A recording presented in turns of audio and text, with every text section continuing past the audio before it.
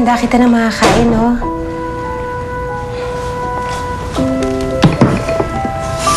Busog po ako, Inay.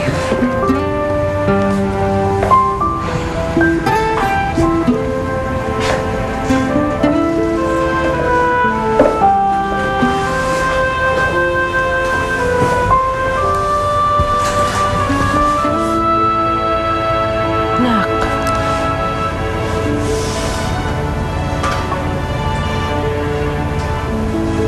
Nak, okay ka lang ba?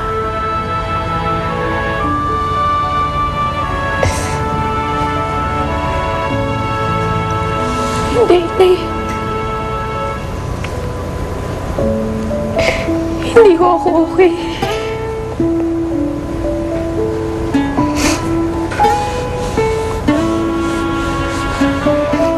Ano bang nangyari?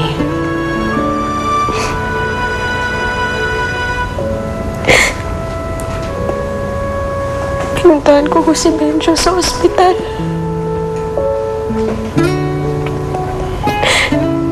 Para ipaalam sa kanya na hindi natuloy yung engagement namin ni Joshua.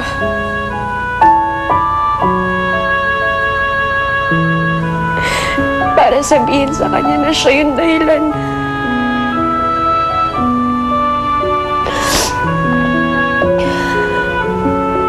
Para aminin ko sa kanya na mahal ko pa rin siya.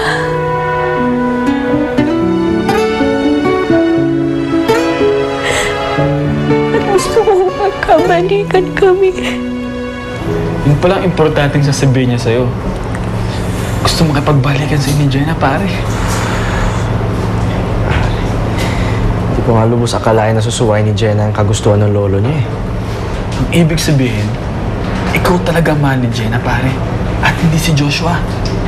Pero Inay, tinanggihan niya ako.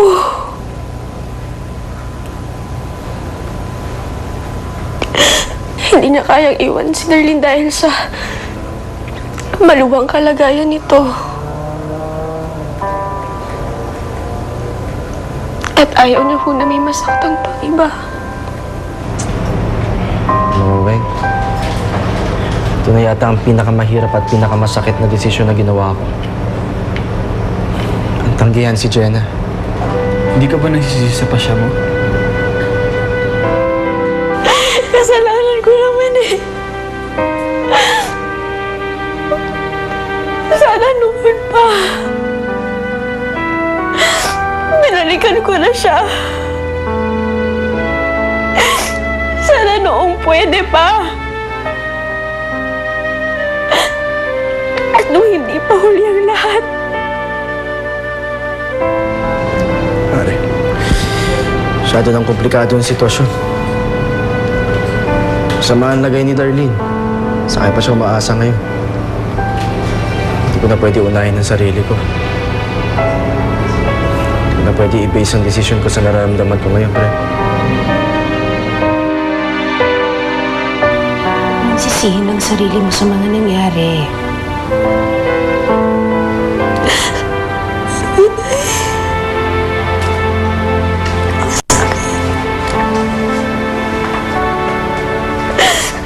Ang sakit-sakit.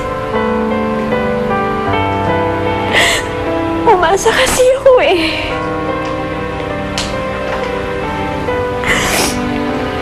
Umasa ako na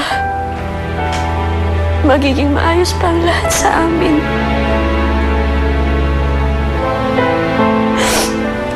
Umasa ako na pwede pa kami ulit magbalikan.